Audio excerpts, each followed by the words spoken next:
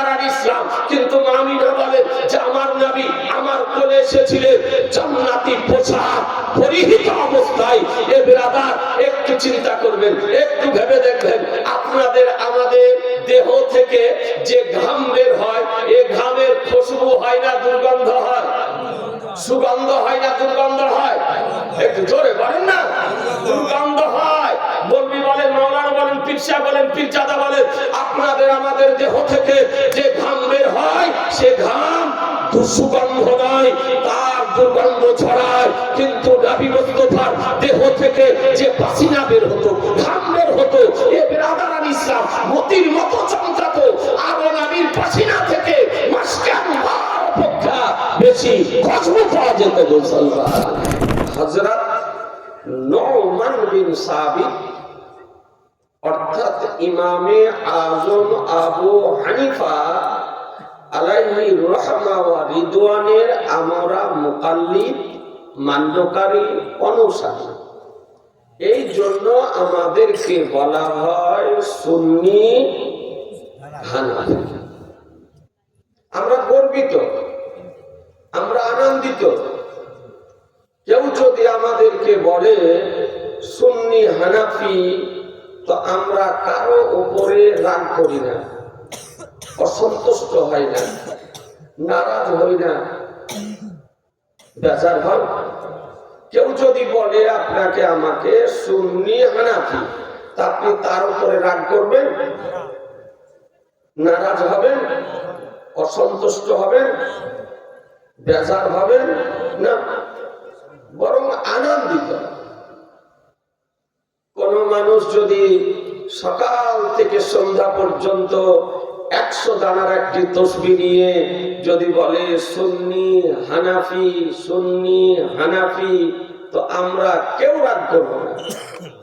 বরং পকেটে যদি পয়সা থাকে আর পার্শ্বে চায়ের স্টল থাকে, তো বরং ওকে 1 কাপ চা পান করাবে। না কি বলছে? করাবেন না? ওকে চা পান করাবে, বলে যত পারো বলো। আর এই 4 মাযহাব থেকে বেরিয়ে গিয়ে নতুন দলে, নতুন নামে যারা আজকে আত্মপ্রকাশ করেছে, এদেরকে যদি কিছু না বলা হয়, কেবলমাত্র তাদের নামটি যদি উচ্চারণ করা হয়, তো ওদের শরীরে আপনার অ্যালার্জি বেরিয়ে যায়।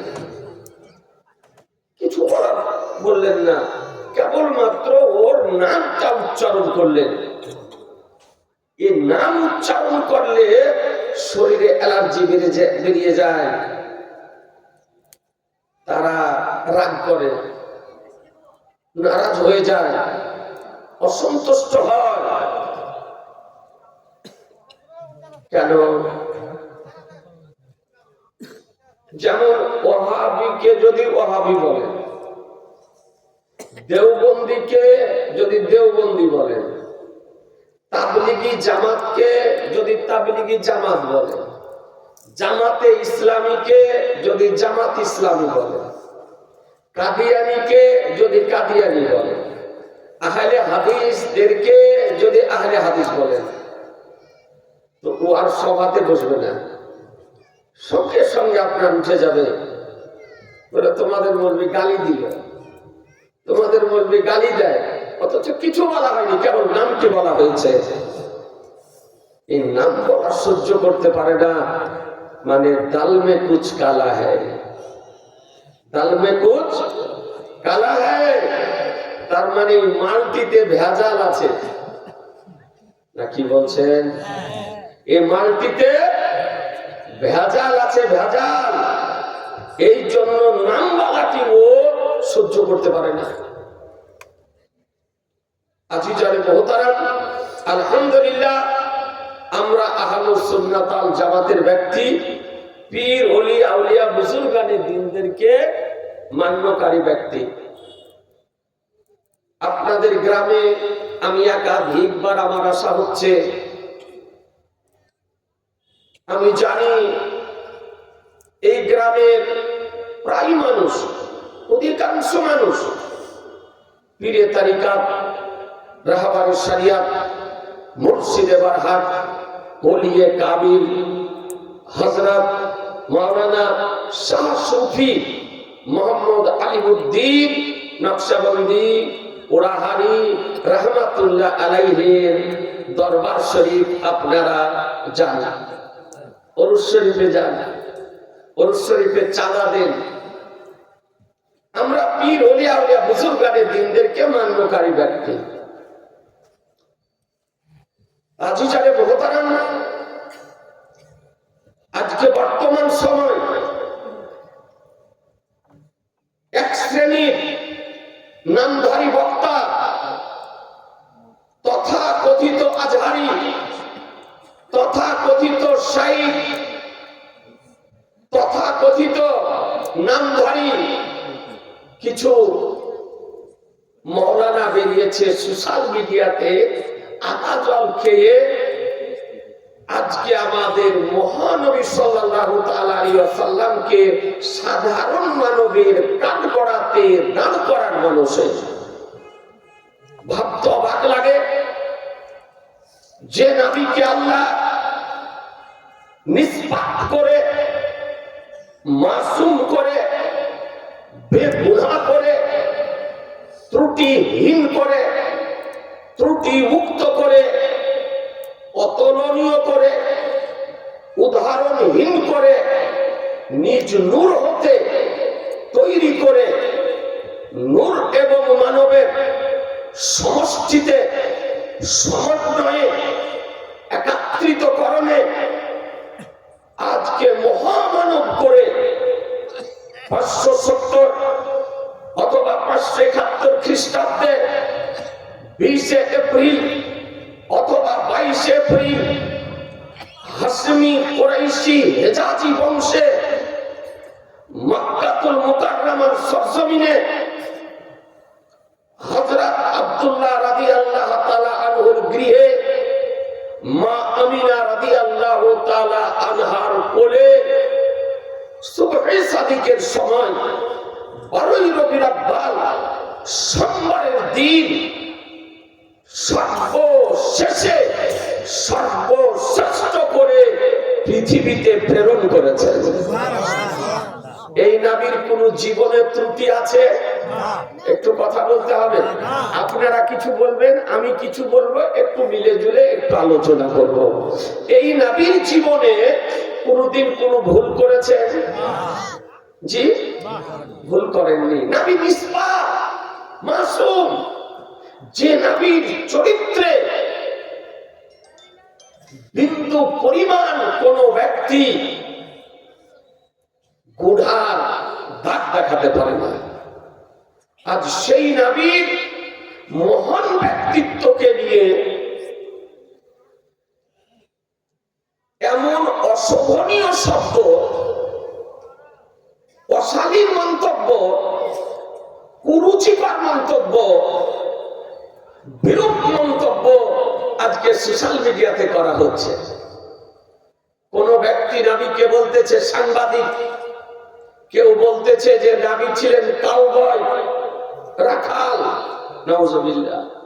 কেউ বলতেছে নবী হলেন নিরক্ষর, নবীর আক্ষরিক জ্ঞান ছিল না, নবী লেখাপড়া জানতেন না। কেউ বলতেছে নবীর উপরে যখন মহাবাণী কোরআন শরীফ অবতীর্ণ হয়, কোরআন মাজিদের ভার সহ্য করতে না পেরে নবী আত্মহত্যার চেষ্টা করেছিল, নাউজুবিল্লাহ। এই ধর্মের আজকে কটূক্তি করা হচ্ছে। কেউ বলছে নবী আমাদের মতো মানুষ, কেউ বলতেছে নবী মরে মাটির সঙ্গে মিশে গিয়েছে, কেউ বলছে নবী খোদার নূরে তৈরি নয়, কেউ বলছে নবী গায়বের সংবাদ জানেন না, কেউ বলতেছে নবী শাফাত করতে পারবেন না, কেউ বলতেছে নবী হাজির ও নাজির নয়। আজকে বিভিন্ন রকমের এ ধরনের অশোভনীয় শব্দ, অশালীন শব্দ নবীর মহান ব্যক্তিত্ব সম্পর্কে আপনার করা হচ্ছে। অনেক জ্ঞানী গুণী ব্যক্তি আছেন, আপনাদেরকে বলি একটি কথা বলুন, আচ্ছা নবীর সম্মান বেশি না নামাজের সম্মান বেশি? জি, নবীর সম্মান বেশি। আচ্ছা নবী প্রথমে না নামাজ প্রথমে? জি, নবী প্রথমে। বলে কেন? নবী হলেন ঈমান আর নামাজ হলো আমল। নবী হলেন ঈমান আর নামাজ হলো আমল। তো ঈমান প্রথমে না আমল প্রথমে? ঈমান প্রথমে। ঈমান যদি থাকে তবে আপনার আমল করলে আমল কাজে লাগবে, আর যদি ঈমান না থাকে তাহলে আমল কাজে লাগবে না। ইন্নামাল আমালু বিন্নিয়াত। আজিজানে মুহতারাম, তো নবী হলেন ঈমান, লা ইলাহা ইল্লাল্লাহু মুহাম্মাদুর রাসূলুল্লাহ। আল্লাহ ব্যতিরেকে অন্য কোন মাবুদ নেই, আর মুহাম্মদ সাল্লাল্লাহু তাআলা আলাইহি ওয়াসাল্লাম আল্লাহর রাসূল। আল্লাহর রাসূল, এই পূর্ণ কালেমাকে আপনাকে বিশ্বাস করতে হবে যে ইকরারুম বিল লিসান ওয়া তাসদীকুম বিল কলব, মুখে স্বীকার করা এবং অন্তরে বিশ্বাস করা, তবে আপনি মুসলমান হতে পারবেন। কোন ব্যক্তি যদি মুখে স্বীকার করে অন্তরে অস্বীকার করে তবুও সে মুসলমান হবে না। আর কোন ব্যক্তি অন্তরে স্বীকার করলো মুখে অস্বীকার করলো তো ও ব্যক্তি মুসলমান হতে পারবে না। আপনাকে মুসলমান হতে গেলে মুখে স্বীকার করতে হবে আর অন্তরে বিশ্বাস করতে হবে। তো নবী হলেন ঈমান, নামাজ আমল। নবী ঈমান, রোজা আমল। নবী ঈমান, যাকাত আমল। নবী ঈমান, হজ আমল। নামাজে নবীকে আনেন, নবী আমার নামাজ কেনেছেন। জি, নামাজে নবীকে আনেনি, নবী আমার নামাজ কেনেছেন। রোজাতে নবীকে আনেনি, নবী আমার রোজা কেনেছেন। যাকাতে নবীকে আনেনি, নবী আমার যাকাত কেনেছেন। হজে নবীকে আনেনি, নবী আমার হজ কেনেছেন। আজিজানে মুহতারাম, তাহলে বুঝা কি গেল? বুঝা গেল নবী প্রথমে নামাজ পড়ে, নবী প্রথমে রোজা পড়ে, নবী প্রথমে যাকাত পড়ে, নবী প্রথমে হজ পড়ে, নবী প্রথমে ইবাদত পড়ে। যদি আপনি নামাজকে যদি বুঝতে চান তো প্রথমে নবীকে বুঝতে হবে। রোজাকে যদি বুঝতে চান প্রথমে নবীকে বুঝতে হবে। হজকে যদি বুঝতে চান প্রথমে নবীকে বুঝতে হবে। যাকাতকে যদি বুঝতে চান প্রথমে নবীকে বুঝতে হবে। ইবাদতকে যদি বুঝতে চান প্রথমে নবীকে বুঝতে হবে। ইয়ারাতকে বুঝতে চান প্রথমে নবীকে বুঝতে হবে। ইসলামকে বুঝতে চান প্রথমে নবীকে বুঝতে হবে। দ্বীন মাযহাবকে বুঝতে চান প্রথমে নবীকে বুঝতে হবে। কোরআনকে যদি বুঝতে চান প্রথমে নবীকে বুঝতে হবে। সৃষ্টি জগৎকে যদি বুঝতে চান প্রথম খোদার প্রথমে নবীকে বুঝতে হবে। প্রথমে নবীকে বুঝতে হবে। নবীকে বাদ দিয়ে ইসলামকে বোঝা সম্ভব নয়, নবীকে বাদ দিয়ে ইবাদতকে বোঝা সম্ভব নয়। এ বিরাদারান ইসলাম, এটাই আহলুস সুন্নাত ওয়াল জামাতের আকীদা। নামাজ অপেক্ষা নবীর মূল্য অনেক গুণে বেশি। নামাজ অপেক্ষা নবীর মূল্য অনেক গুণে বেশি। এ বিরাদারান ইসলাম, আপনাদেরকে বলতে চাই, একটি মাত্র রিওয়ায়াত আপনাদের সামনে একটু পেশ করি। ইসলাম জগতের চতুর্থ খলিফা আমিরুল মুমিনিন আলিয়া মুর্তজা শেরে খোদা মুশকিলে কুশা হায়দারে কাররার ফতেহে খাইবার সাহেবে জুলফিকার রাদিয়াল্লাহু তাআলা আনহু খাইবারের যুদ্ধে গিয়েছিলেন। আমার নবীও গিয়েছিলেন খাইবারের যুদ্ধে। ভয়ানক যুদ্ধ, এক চির স্মরণীয় যুদ্ধ হলো আপনার খাইবারের যুদ্ধ। যেমন বদরের যুদ্ধ এইরকম খৈবরের যুদ্ধ। তো খৈবরের যুদ্ধের পূর্বে আমার নবী বলেন যে আগামীকাল এমন একজন ব্যক্তির হাতে ইসলামিক পতাকা প্রদান করব, যার দ্বারা আল্লাহ তাআলা খৈবরের যুদ্ধে বিজয় দান করবেন। খৈবরের যুদ্ধে বিজয় দান করবেন। আর কি অনভিজ্ঞ ব্যক্তিগণ, আজকে ভ্রান্ত মতবাদ পোষণকারীগণ বলতেছে আগামীকাল কে কি করবে নবী জানেন না। আচ্ছা বলুন, আগামীকাল কে কি করবে আমাদের নবী জানেন না? জানেন না? একটু জোরে বলতে হবে যে জি হ্যাঁ হ্যাঁ। আপনাদেরকে বলি, আল্লাহ তাআলা আমাদের নবীকে এই জ্ঞান দান করেছেন যে আগামীকাল কে কি করবে এর সংবাদ নবী আমার দিতে পারেন। আগামীকাল কে কোথায় মারা যাবে তারও সংবাদ নবী আমার দিতে পারেন। বৃষ্টি কবে হবে তারও সংবাদ নবী আমার দিতে পারেন। কে কোথায় মারা যাবে তারও সংবাদ নবী আমার দিতে পারেন। কিয়ামত কবে হবে তারও সংবাদ নবী আমার দিতে পারেন। পৃথিবী ধ্বংস কবে হবে তারও সংবাদ আমার নবী দিতে পারেন।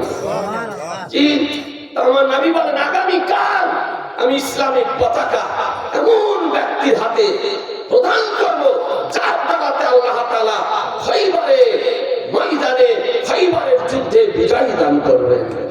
এবার আদরান ইসলাম তো নবী পাক সাহেবের আওলাদ সাল্লাল্লাহু তাআলা আলাইহি সাল্লাম পতাকা প্রদান করার সময় ডাকতেছেন, আইনা আলী ইবনে আবি তালিব।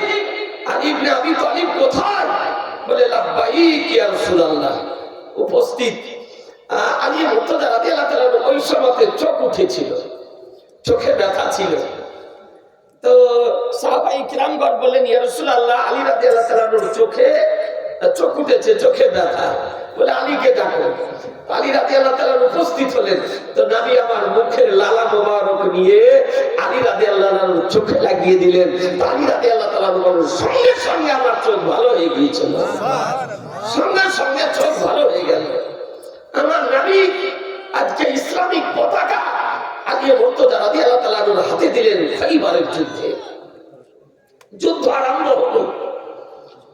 কয়েকখানা ঢাল তার হাতে কেটে গিয়েছিল বিধর্মীদের আঘাতে।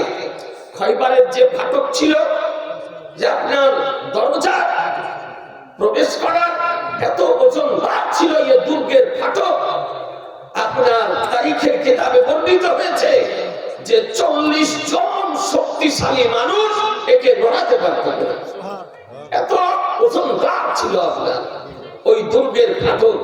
দরজা লোহার দরজা ছিল। আলী রাদিয়াল্লাহু তাআলার হাতে যখন আপনার জুলফিকার তরবারিও দেওয়া হয়েছিল, যে তরবারি আমার রাসূলুল্লাহ ব্যবহার করতেন, ওই তরবারিটির নাম ছিল জুলফিকার, যার আগেও ধার ছিল পিছনেও ধার ছিল। আমার নবী আলী মুর্তজাকে দিয়েছিলেন খৈবরের যুদ্ধে। আলী মুর্তজা রাদিয়াল্লাহু তাআলা আনহু হাতে ঢাল যখন কেটে গেল, বিধর্মীর তরবারি রুখার যখন আর কোনো ঢাল রইল না, এহেন অবস্থায় আলী রাদিয়াল্লাহু তাআলা খৈবরের দুর্গের নিকটে পৌঁছে গিয়েছিলেন। দুর্গের নিকটে পৌঁছে গিয়ে ও দুর্গের ফাটককে এমন ভাবে পায়ে আঘাত করলেন যে ফাটক উখড়ে গিয়েছিল। এই দুর্গের ফাটক উখড়ে গেল। আর আলী রাদিয়াল্লাহু তাআলা সঙ্গে সঙ্গে বাম হাত দিয়ে উঠিয়ে ঢাল করে ব্যবহার করেছিলেন। অর্থাৎ খৈবরের দুর্গের ফাটককে তিনি একই হাতে উঠিয়ে ঢাল করে ব্যবহার করেছিলেন। একটু চিন্তা করে দেখুন, যে ফাটক 40 জন শক্তিশালী ব্যক্তি লড়াতে পারত না, আজকে সেই ফাটককে আলী মুর্তজা শেরে খোদা মুশকিলে কুশা হায়দারে কাররা ফতেহে খাইবার সাহেবে জুলফিকার হাতে উঠিয়েছিলেন।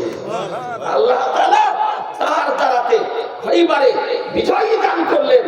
ওই দিন খৈবরের যুদ্ধে মুজাহিদগণ বলেছিলেন লা সাইফা লা ফাতা ইল্লা আলী, লা সাইফা ইল্লা জুলফিকার। পৃথিবীর বুকে যদি তরবারি যদি থাকে তো জুলফিকার আছে, আর পৃথিবীর বোঝা আছে। এ বেরাদার ও খৈবরের যুদ্ধ হতে ফিরে আসতেছিলেন আমার নবী পাক সাহেবে লাউলা সাল্লাল্লাহু তাআলা আলাইহি সাল্লামকে সঙ্গে নিয়ে বেশ খানিকটা পথ পাথর মিশ্রিত জমিনের উপরে চলার পর ক্লান্ত হয়ে গিয়েছিলেন। আমার দয়ার নবী মায়ের নবী আলীকে বলেন, আলী এখানে একটু অপেক্ষা করো, এসো এখানে একটু বিশ্রাম করে নি, এখানে একটু বিশ্রাম করে নি। সেখানে কোনো আপনার ঘর বাড়ি ছিল না, সেখানে কোনো বিছানাপত্র ছিল না, সেখানে কোনো তাকিয়া বালিশ ছিল না। এই মরুভূমিতে নবী আমার আলীকে বলেন, আলী একটু রেস্ট দিয়ে নি, একটু আরাম করে নি, একটু বিশ্রাম করে নি। এ বেরাদারান ইসলাম, তো আলী মুর্তজা রাদিয়াল্লাহু তাআলা আসরের নামাজ আপনার পড়া হয়ে গিয়েছিল, আসরের সময় হয়ে গিয়েছিল। একটা আসরের গুরুত্বপূর্ণ নামাজ, যে নামাজের নেগাবানি করার জন্য রব্বুল আলামিন বলেছেন কোরআন শরীফের মধ্যে যে মাগরিব এবং জোহরের মধ্যবর্তী সময়ের নামাজটি তোমরা নেগাবানি করো, হেফাজত করো। ব্রাদার ইসলাম, আমার রাসূলুল্লাহ সাল্লাল্লাহু আলাইহি সাল্লাম আসরের নামাজ পড়ে নিয়েছিলেন, কিন্তু কালিয়া মুর্তজা রাদিয়াল্লাহু তাআলা আসরের নামাজ পড়তে পারেননি, পড়া হয়নি।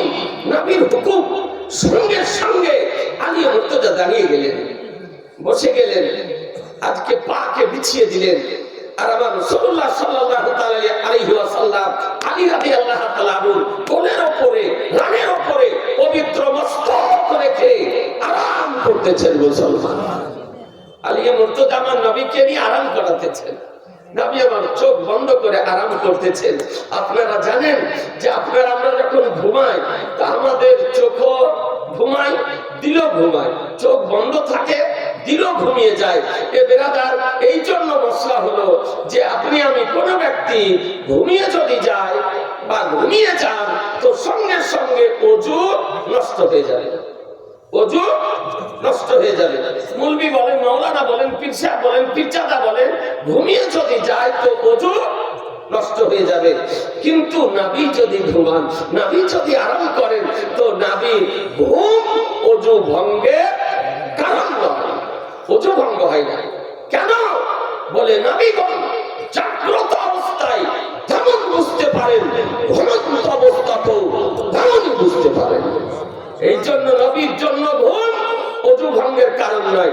উঠিয়ে দেখুন ফাতওয়ায়ে স্বামী 12 খণ্ডে বিভক্ত হানাফি মাযহাবের কিতাব, সেই কিতাবের প্রথম খণ্ডে বর্ণিত হয়েছে নাউমুল আম্বিয়ায়ে গায়রু নাকিদিন, নবীগণের ঘুম ওযু ভঙ্গ করে না, ওযু ভঙ্গ করে না। নবী আমার চোখ বন্ধ করে আরাম করতেছেন। এ নবীর কি বিশেষত্ব, এ তো পাগলের দল জানে না, নির্বোধের দল জানে না। বেরাদার ইসলাম, যে নবীর ব্যবহারিক পোশাক জীবনে কোনোদিন ময়লা হয়নি।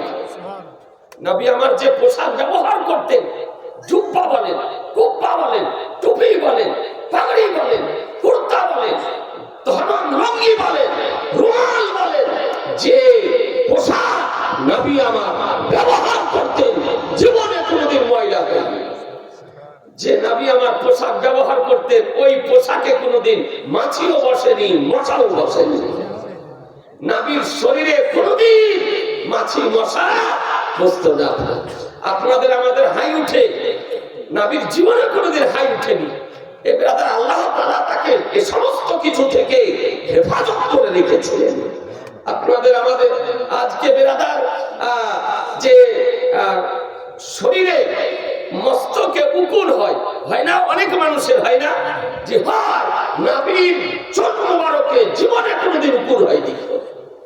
আপনাদের আমাদের বিছানাতে ছাড় ফোঁকা হয়, যে নবীর বিছানাতে জীবনে কোনোদিন ছাড় ফোঁকা হয়নি। এ নবীর বিশেষত্ব। আপনাদের আমাদের ছায়া সূর্যের আলোতে পড়ে, চন্দ্রের আলোতে পড়ে, কিন্তু নবীর ছায়া জীবনে কোনোদিন পৃথিবীতে পড়েনি। সূর্যের আলো তো পড়তো না, চন্দ্রের আলো তো পড়তো না। এই জন্য তো জাকওয়ান তাবি বলেন, ওয়ালাম ইয়াকুন লাহু জিল্লুন ফিশ শামসি ওয়ালা ফি কামার, যে নবীর ছায়াটা চন্দ্রের আলো তো পড়তো না আর সূর্যের আলো তো পড়তো না। এ বেরাদার ইসলাম, আপনাদের আমাদের ঘরে হয় তারপরে তার নাড়ি কাটা হয়, নাকি বলছেন? তারপরে তার নাড়ি কাটা হয়, তারপরে তার মুসলমানি দেওয়া হয়। কিন্তু নবী মায়ের কোলে আসতেছেন, নবী নিজেই বলেন আমি মুসলমানি হওয়া অবস্থায় নারী কাটা অবস্থায় মায়ের কোলে এসেছিলাম। এ বেরাদার নবীর বিশেষত্ব।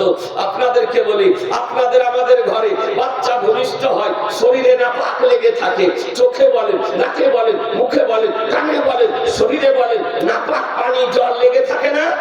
শুকনো ন্যাকড়া দিয়ে মায়েরা বাচ্চাকে পরিষ্কার করে, কিন্তু আমিনা বলেন বলে আমার লাগতে জিগার আমার কোলে এসেছিলেন তো নবী পাক ও পবিত্র অবস্থায় কোলে এসেছিলেন, মনে হতেছিল জান্নাতি তেল নবীর দেহে লাগানো আছে। মুসলমান, আর এ নবীর বিশেষত্ব। আপনাদের আমাদের ঘরে বাচ্চা ভূমিষ্ঠ হয়, উলঙ্গ অবস্থাতে হয়, এ বেরাদার ইসলাম। কিন্তু আমিনা বলেন যে আমার নবী আমার কোলে এসেছিলেন জান্নাতি পোশাক পরিহিত অবস্থায়। এ বেরাদার একটু চিন্তা করবেন, একটু ভেবে দেখবেন, আপনাদের আমাদের দেহ থেকে যে ঘাম বের হয়, এ ঘামের খুশবু হয় না দুর্গন্ধ হয়? সুগন্ধ হয় না দুর্গন্ধ হয়? একটু জোরে বলেন না। দুর্গন্ধ হয়। বলবি বলেন, মাওলানা বলেন, পীরসা বলেন, পীরজাদা বলেন, আপনাদের আমাদের দেহ থেকে যে ঘাম বের হয় সে ঘাম দুঃসুগন্ধ নয়, তার দুর্গন্ধ ছড়ায়। কিন্তু নবী মুস্তাফার দেহ থেকে যে পাসিনা বের হতো, ঘাম বের হতো, এ বেরাদার ইসলাম মতির মতো চমকাতো। আর নবীর পাসিনা থেকে মাসকান অপেক্ষা বেশি খুশবু পাওয়া যেত। মুসলমান, এইরকম খুশবু আজ পর্যন্ত পৃথিবীর বুকে কোন রাষ্ট্রে তৈরি করতে পারেনি। আমাদের পূর্ব পর্যন্ত নবীর দেহের ঘাম মোবারকের খুশবু তৈরি করা সম্ভব হবে না। কেউ কেউ বলেছেন নবীর পাসিনা মোবারক থেকে গোলাপ ফুল তৈরি করা হয়েছে, গোলাপ ফুল তৈরি করা হয়েছে। এ বেরাদার, আজকে আপনাদের আমাদেরকে বলি, আপনাদের আমাদের পেট থেকে যা বের হয় মলমূত্র, এ আপনার দেখতে পাওয়া যায় না? কথা বলছেন না? দেখতে পাওয়া যায় না? এখন তো বাড়িতে বাড়িতে বাথরুম তৈরি হয়েছে, নির্মল গ্রাম পঞ্চায়েত তৈরি হয়েছে।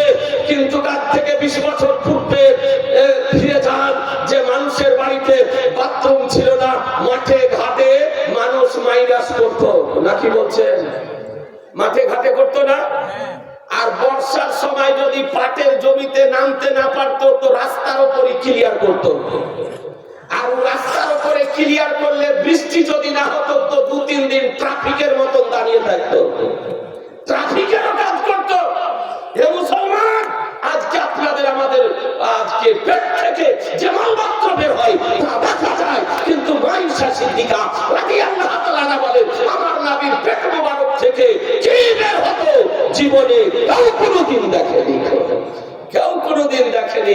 মাইশা সিদ্দিকা রাদিয়াল্লাহু তাআলা বলেন নবী যখন আমার কাজায়ে হাজাত যেতেন, আজকে যাওয়ার পর গাছকে হুকুম করতেন, গাছ শিকড়কে নিয়ে নবীর সামনে এসে কাটি হয়ে আর হয়ে দাঁড়িয়ে যেত।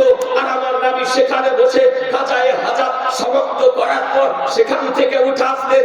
আমি যাওয়ার পর সেখানে খোঁজ করতাম যে আমার নবীর পেট মোবারক থেকে কি বেরিয়েছে দেখার জন্য।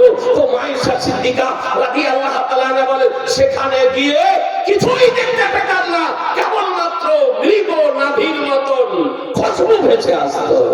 অর্থাৎ নবীর পেট মোবারক থেকে যা বের হতো সঙ্গে সঙ্গে মাটিতে গ্রাস করে নিত, মাটিতে গ্রাস করে নিত। এ হলো নবীর শান, এ হলো নবীর মান, এ হলো নবীর মর্যাদা।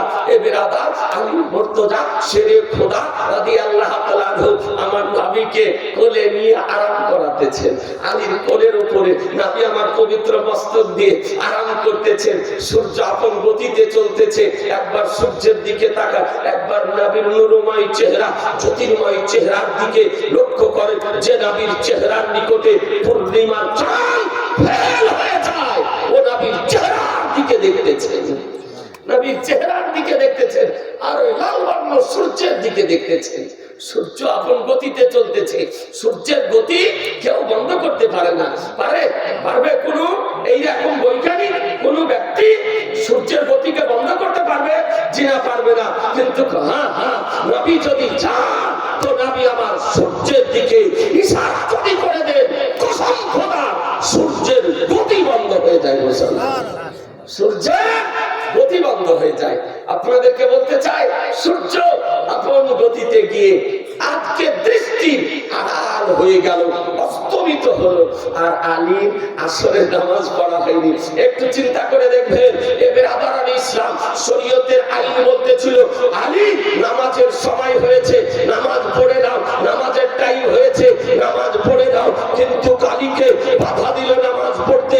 আজকে একটি নামাজ ইবাদতের মধ্যে গুরুত্বপূর্ণ ইবাদত, তাৎপর্যপূর্ণ ইবাদত, আজকে মাহাত্ম্যপূর্ণ ইবাদত হলো নামাজ, কিন্তু আলীকে বাধা দিল, তো ইমানে বাধা দিল, তাকওয়াতে বাধা দিল, আজকে ইশকে বাধা দিল, প্রেমে বাধা দিল, মহব্বতে বাধা দিল, ভালোবাসাতে বাধা দিল, যে আলী নামাজ চলে যাই যা, কিন্তু নবীর মহব্বত যেন না যায়। কারণ নামাজ যদি চলে যায় তো নামাজের কাজা আদায় করা যাবে, কিন্তু নবীর মহব্বত যদি চলে যায় এর কোনদিন কাজা আদায় করা আর সম্ভব হবে না। আলী নবীর মহব্বতে খাইবারের যুদ্ধ থেকে ফিরে আসার পূর্বে সাবা নামক জায়গাতে আজকে নামাজকে কুরবান করে দিয়েছিলেন মুসলমান। তাহলে বোঝা গেল কি, যে নামাজ অপেক্ষা নবীর মূল্য সাহাবীর নিকটে বেশি ছিল, সাহাবীর নিকটে বেশি ছিল। এটাই তাহলুস সুন্নাত আল জামাত বলে। আজকে বেরাদারান ইসলাম নবীর শান বর্ণনা করলে, নবীর মান বর্ণনা করলে, নবীর মর্যাদা বর্ণনা করলে, নবীর সম্মান বর্ণনা করলে, নবীর ইখতিয়ার বর্ণনা করলে, নবীর পাওয়ার বর্ণনা করলে ওয়াহাবীর শরীরে জ্বলন শুরু হয়, দেওবন্দির শরীরে জ্বলন তৈরি হয়, তাবলীগীর শরীরে জ্বলন তৈরি হয়, জামাতের শরীরে জ্বলন তৈরি হয়, কাদিয়ানীর শরীরে জ্বলন তৈরি হয়। নবীর প্রশংসা তারা শুনতে পারে না। যদি নবীকে ভালোবাসতো তাহলে নবীর প্রশংসা শুনতে ভালোবাসতো। নবীকে নবীর প্রশংসা শুনতে ভালো লাগে না, মানে ওর ইমানে ক্যান্সার হয়েছে।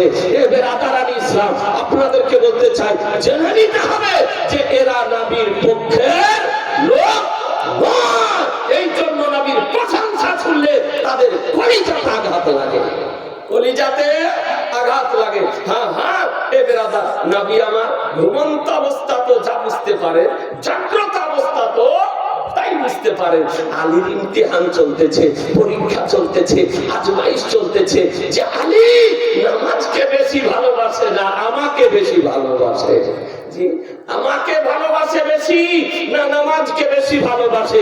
আজকে পরীক্ষা হলো, পরীক্ষাতে আলী মুর্তজা উত্তীর্ণ হলেন, যে উত্তীর্ণ হলেন নবীর মহব্বতে, নামাজকে কুরবান করে দিলেন মুসলমান। শেষ পর্যন্ত আহা সাহেবে নামাজকে কোলে নিয়ে আলী নামাজের মহব্বতে চোখ দিয়ে অনিচ্ছাকৃত ভাবে 2 বিন্দু জল ঝরে গেল নামাজের মহব্বত। একটু ভেবে দেখলেন, আহা জালিয়ে মুর্তজা সাহেবে নামাজকে কোলে নিয়ে আরাম করাতেছে, আর আজকে নামাজের মহব্বতে চোখ দিয়ে জল ঝরতেছে। হাই মুসলমান, আজকে আপনারা আমাদের কত নামাজ কাজা হয় গো, আমরা কোন সময় একটু অনুতপ্ত হই, অনুশোচিত হই যে আমার আজকে নামাজ কাজা হয়ে গেল। আর আলী মুর্তজা সাহেবে নামাজকে কোলে নিয়ে কাঁদতেছেন। নবী আমার চোখ খুলে দিলেন। চোখ খোলার পর বলেন, আলী কি হয়েছে, চোখে জল কেন? তো বলছে, ইয়া রাসূলুল্লাহ, আজকে আসরের নামাজ তো আমার কাজা হয়ে গিয়েছে, সূর্য অস্তমিত হয়ে গিয়েছে, দৃষ্টির আড়ালে চলে গিয়েছে, আসরের নামাজ পড়া হয়নি। তখন নবী বলছেন, আলী এই জন্য কাঁদছো? বলে, জি হ্যাঁ ইয়া রাসূলুল্লাহ। বলে, আসরের নামাজ আদায় পড়বে না কাজা পড়বে? একবার সুবহানাল্লাহ বলেন না, সুবহানাল্লাহ না একটু। নবী আমার বলছেন আসরের নামাজ কাজা পড়বে না আদায় পড়বে? আচ্ছা বলেন দেখি, সূর্য অস্তমিত যদি হয়ে যায় তারপরে আসরের নামাজ যদি পড়েন তো কাজা হবে না হবে না? কাজা হবে, আদায় হবে? জি না, আদায় হবে না। করেছেন, আলী আসরের নামাজ কাজা পড়বে না আদায় করবে? তো আলী মুর্তজা রাদিয়াল্লাহু তাআলা খুব ছোট করে বলছেন, ইয়া রাসূলুল্লাহ, আপনি থাকতে কাজা নামাজ পড়ব, আপনি থাকতে কাজা নামাজ পড়ব। তো নবী আমার বলেন, আসরে নিয়াত করো। আসরে জোরে বলেন না একটু, আসরে নিয়াত করো। আলী মুর্তজা রাদিয়াল্লাহু তাআলা সঙ্গে সঙ্গে আসরের নামাজ আদায় করার নিয়াত করতেছে। আসরের নামাজ আদায় পড়ার নিয়াত করতেছেন। খাসাইসুল কুবরা উঠিয়ে দেখুন, আল্লামা জালালউদ্দিন সুয়ুতী রাহমাতুল্লাহ আলাইহি হাদিস নকল করেছেন, একাধিক মুহাদ্দিস এই হাদিসকে নকল করেছেন। আল্লাহর নবী দোয়া করতেছেন, আল্লাহুম্মা ইন্নাহু তাআতিকা ওয়া তাআতি রাসূলিকা ফাদুদ আলাইহি শামস। আল্লাহ, আলী তোমার বান্দা, আমার গোলাম, আমার সেবাতে আজকে নিমগ্ন ছিল, আল্লাহ তার জন্য তুমি সূর্যকে ফিরিয়ে দাও। আল্লাহ তুমি সূর্যকে ফিরিয়ে দাও। যেমন নবী দোয়া করা, আজকে হাদিসে নবী বলেন, কসম খোদার, যে সূর্য অস্তমিত হয়ে গিয়েছিল, সেই সূর্য নবীর দোয়া করার সঙ্গে সঙ্গে এক বড় সফরে উঠে গেল। নারায়ে তাকবীর, নারায়ে রিসালাত, মাসলাকে আলা হযরত উলামায়ে আহলে সুন্নাত। আজি জানে মুহতারাম, সূর্য উপরে উঠে গেল, অস্তমিত সূর্য উদিত হয়ে গেল। এ বেরাদারান ইসলাম, আলী নামাজ পড়তেছেন, সূর্য দাঁড়িয়ে আছে। আজকে আলী রাদিয়াল্লাহু তাআলা নামাজে যখন দাঁড়াতেন, তখন জাগতিক সমস্ত চিন্তা ভাবনাকে দূর করে দিয়ে আল্লাহ তাআলা আজকে মুহাব্বতে নিজকে বিলীন করে দিয়ে তিনি দীর্ঘ সময় ধরে নামাজ পড়তেন। জি, তিনি নামাজ পড়তেছেন, সূর্য দাঁড়িয়ে আছে। আসরের নামাজ সমাপ্ত হলো, তারপরে দ্বিতীয়বার সূর্য আবার অস্তমিত হলো। এ বেরাদারান ইসলাম, আজকে সারা পৃথিবী দেখলো, কোথাও সকাল ছিল, কোথাও দুপুর ছিল, কোথাও বৈকাল ছিল, কোথাও দিন ছিল, কোথাও রাত ছিল, কিন্তু নবী দোয়া করার সঙ্গে সঙ্গে সারা পৃথিবীর নিজাম পরিবর্তন হয়ে গিয়েছিল। এ বেরাদার, কিতাবের মধ্যে বর্ণিত হয়েছে যে ৭০,০০০ ফেরেশতা নূরের লাগাম দিয়ে সূর্যকে খিচে নিয়ে যায়, টেনে নিয়ে যায়। একদিকে ৭০,০০০ ফেরেশতার কওয়া, আর একদিকে আমার রাসূলুল্লাহর দুয়ার বরকত। মুসলমান নবীর দোয়াতে অস্তমিত সূর্য আপনার উদিত হয়ে গেল। এই জন্য তো আজকে বলা হয়েছে, সূরজ উল্টে পাও পাল্টে চাঁদ ইশারে সে হোতা। সূরজ উল্টে পাও পাল্টে चांद इशारे से हो चार, अंधे नजदीक देख ले कुदरत रसूलुल्लाह की, अंधे नजदीक देख ले कुदरत রাসূলুল্লাহ কি। এ বেরাদারান ইসলাম, আপনাদেরকে বলতে চাই, এ নবী পাক সাহেবে লাউলা সাল্লাল্লাহু তাআলা আলাইহি ওয়াসাল্লামের পাওয়ার আলী মুর্তজা রাদিয়াল্লাহু তাআলা আনহু প্রমাণ করে দিলেন, সাবিত করে দিলেন যে নামাজ অপেক্ষা নবীর মূল্য অনেক গুণে বেশি। আজকে আলহামদুলিল্লাহ এই পবিত্র ঈদগাহার আজকে আপনারা সভা আয়োজন করেছেন, ব্যবস্থা করেছেন। এই নবী এর মহব্বতে আপনারা আমরা আলহামদুলিল্লাহ কিয়াম করি না? জোরে বলেন না, করেন না? করেন না? এই নবীর মহব্বতে, এই নবীর শানে আমরা দাঁড়িয়ে সালাম করি, দরুদ পড়ি, সালামও পড়ি। ইয়া নবী সালাম আলাইকা, ইয়া রাসূল সালাম আলাইকা, ইয়া হাবিব সালাম আলাইকা, সালাওয়াতুল্লাহি আলাইকা পড়ি না? আমরা বাচ্চা অবস্থা থেকে আমাদের বাপ-দাদাদেরকে পড়তে দেখে আসছি, নাকি দেখছেন না? একটু কথা বলেন না। না হঠাৎ পড়া আরম্ভ হয়েছে? যুগ যুগ ধরে নবীর উপরে সালাম আমরা পড়ে আসছি। এখন দাঁড়িয়ে নবীর উপরে, ওই নবীর উপরে সালাম পড়লে যারা নবী বিদ্বেষী, নবী বিরোধী, আজকে তাদের মাথায় ব্যথা হয় না, হয় না, হয় না? বাস্তবে দেখতেছেন না? নেতার সম্মানার্থে দাঁড়াতে পারে, লিডারের সম্মানার্থে দাঁড়াতে পারে, প্রাইম মিনিস্টারের সম্মানার্থে দাঁড়াতে পারে, চিফ মিনিস্টারের সম্মানার্থে দাঁড়াতে পারে, ওস্তাদের সম্মানার্থে দাঁড়াতে পারে, আর নবীর সম্মানার্থে দাঁড়াতে হলে মাথায় ব্যথা হয়। কিছু এমন লোককে ভয় দেখিয়ে রেখেছে আপনার, বেদাত হারাম যাবে না। ও আপনার সভাতে যখন কিয়াম করা হয় ওই রকম দু চারজন থাকলে পাথরের মতন বসে থাকে আপনার। ও ভাবে যে নড়াচড়া যদি করে ফেলে তো পাপ হয়ে যাবে, গুনাহ হয়ে যাবে, সুতরাং নড়াচড়া করা যাবে না, পাথরের মতন মাথাকে নিচু করে আপনার বসে থাকে। কথা বুঝছেন তো? ওই নবীর শানে কিয়াম করা যাবে না, যাবে না? দাঁড়িয়ে সালাম পড়া যাবে না, যাবে না? একটা আপনাকে হাদিস শরীফ শোনাবো। এরা হাদিস খুঁজে পায় না, এদের নজরে পড়ে না হাদিস, এদের দৃষ্টিগোচর হয় না, এরা দেখতে পায় না। আজকে বেদাতের স্বপ্ন দেখতেছে, বেদাতের খাবার দেখতেছে, শুয়ে শুয়ে এরা শুধু বেদাতের স্বপ্ন দেখে। জি, আর পেটে লাথি মারলে একটা হাদিসের হবে না। এবার আদারান ইসলাম অথচ বলছে কোনো হাদিসে নাই, কোনো হাদিসে নাই।